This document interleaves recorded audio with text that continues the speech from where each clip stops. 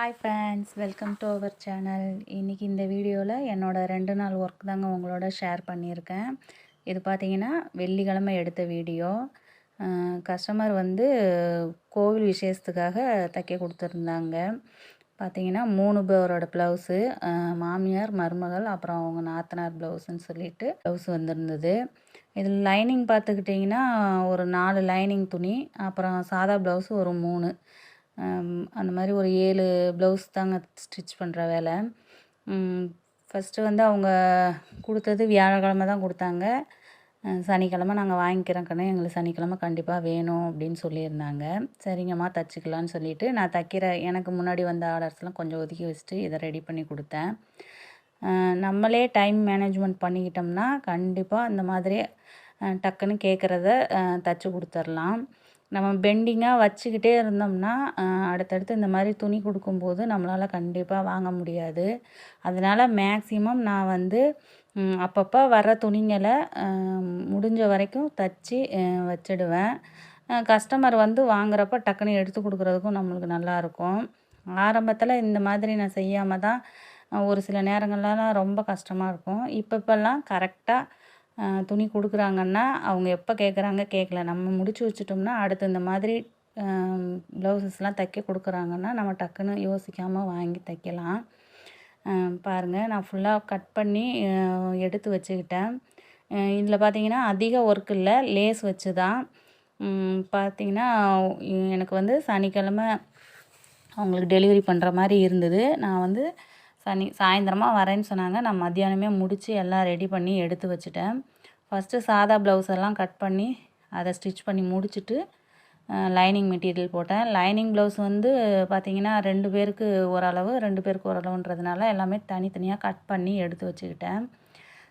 எடுத்து வச்சுட்டு தைக்க உட்காந்து சனிக்கிழமை எல்லாமே நான் முடிச்சிட்டேன்னு வச்சுக்கோங்களேன். கொக்கி கட்டுறது, ஓவர்லாக் போடுறது, மற்ற விஷயங்கள் எல்லாமே முடித்து வச்சுக்கிட்டேன்.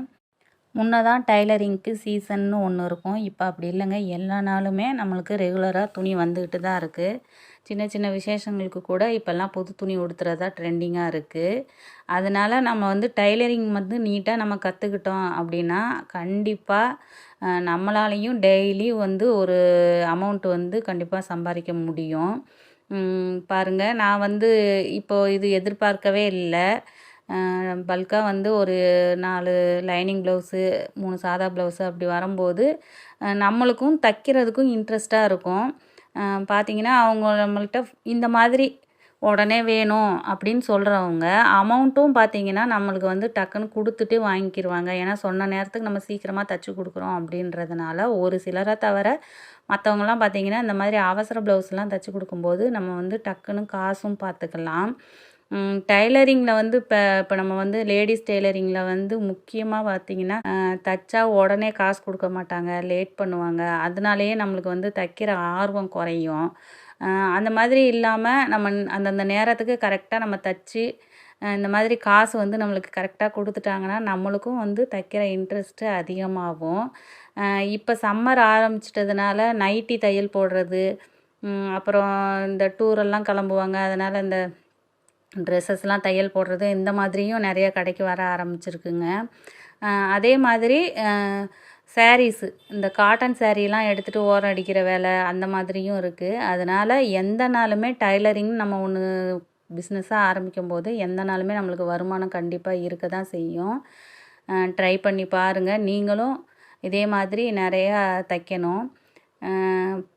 இது பார்த்திங்கன்னா நான் ஃபஸ்ட்டு நாள் அந்த ஃபுல்லாக கட் பண்ணி எடுத்துகிட்டு ஒவ்வொன்றா ப்ளவுஸ் எல்லாம் தைச்சிட்டு, இது வந்து லாஸ்ட்டாக தைச்ச ப்ளவுஸ் தான் உங்களோட நான் ஷேர் பண்ணியிருக்கேன். இந்த கஸ்டமர் பார்த்திங்கன்னா எனக்கு புது கஸ்டமர் தாங்க. ஆக்சுவலாக 2 தடவை ஃபஸ்ட் கொடுத்தாங்க. ஒவ்வொரு தடவையாக கொடுத்து அதுக்கப்புறம் அவங்களுக்கு நம்மளுக்கு கரெக்டாக இருக்குன்றதுனால அப்புறம் சாரீ ப்ளவுஸு எல்லாமே கொடுத்துருக்காங்க. பார்த்திங்கன்னா இது இப்போ ஒரு 2 தெரு தள்ளி தான் இருக்காங்க. இருந்தாலும் நம்மள்ட்ட வந்து நம்ம தைக்கிறோம், கடைக்கு வராங்க, பார்க்குறாங்க, சரி இவங்க துணி தைக்கிறாங்க அப்படி சொல்லி தான் கொடுத்துருக்காங்க. அதே மாதிரி அவங்களும் எல்லாம் போட்டு பார்த்துட்டு கரெக்டாக இருக்குதுன்னு சொல்லிவிட்டு எனக்கு சொன்னாங்க. எனக்கும் ஹாப்பியாக இருந்தது. சிம்பிள் ஒர்க்கு தாங்க, அதிகமான ஒர்க் இல்லை. சும்மா லேஸில் வந்து அவங்க டபுள் லேயர் வர்ற மாதிரி வச்சு கொடுங்க, அதுவே போதும் அப்படின்னு சொல்லியிருந்தாங்க. ஒரு 2 ப்ளவுஸுக்கு மட்டும் நாட்டு வச்சு தைக்கிற மாதிரி இருந்தது. அப்புறம் பார்த்திங்கன்னா சாதாரணமாக நான் லேஸ் வச்சு தைச்சது. அப்புறம் சாதா ப்ளவுஸ் தான். அதனால் எனக்கும் அதிகமாக இதில் ஒர்க் இல்லை. நம்ம நார்மலாக ப்ளவுஸ் தைச்சி கொடுக்குற வேலை மட்டும்தான். அதனால் வெள்ளி சனி 2 நாளில் முடிச்சிட்டேன். லாஸ்ட்டாக ஃபினிஷிங் வந்து இந்த மாதிரி தான் இருந்தது பாருங்கள்.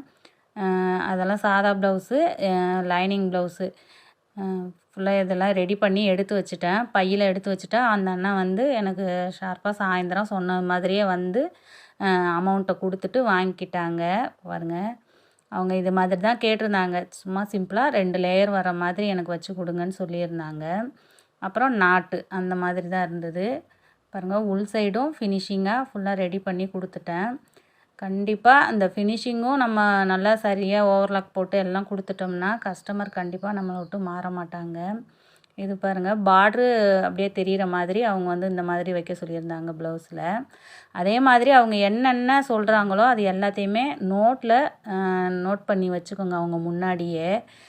நான் அந்த மாதிரி தான் அவங்க முன்னாடியே முன்னைக்கு வந்து ஸ்டார் நெக்கு கேட்டிருந்தாங்க, நாட்டு கேட்டிருந்தாங்க. அதே மாதிரி எந்த அளவுக்கு அந்த இடைவெளி வைக்கணுன்ற முதற்கொண்டு சொல்லியிருந்தாங்க. அதெல்லாம் நான் வந்து நோட்டில் அப்படியே எழுதிக்கிட்டேன். சாரீ இது தான். அது மாதிரி இது வந்து கைக்கு 1 லேயரும் முதுகுக்கு மட்டும் 2 லேயர் வர மாதிரி வச்சு கொடுங்க அப்படின்னு சொல்லியிருந்தாங்க. அவ்வளோதாங்க இன்றைக்கி வீடியோ. உங்களுக்கு பிடிச்சிருந்ததுன்னா லைக் பண்ணுங்கள், ஷேர் பண்ணுங்கள், முக்கியமாக சப்ஸ்கிரைப் பண்ணுங்கள். அடுத்த வீடியோவில் பார்க்கலாம். இந்த ப்ளவுஸஸ்லாம் பார்த்தீங்கன்னா நான் ஃபஸ்ட் நாளே கட் பண்ணி வச்சுருந்தேன். இது ஒன்றும் அவசரம் இல்லை. சரி, அப்புறம் இந்த ப்ளவுஸ் வந்ததுனால அதை இன்னும் தைக்கிறதுக்காக எடுக்கலை. அடுத்த நாளில் அதெல்லாம் ரெடி பண்ணுற வீடியோஸை அடுத்த வீடியோவில் காமிக்கிறேன்.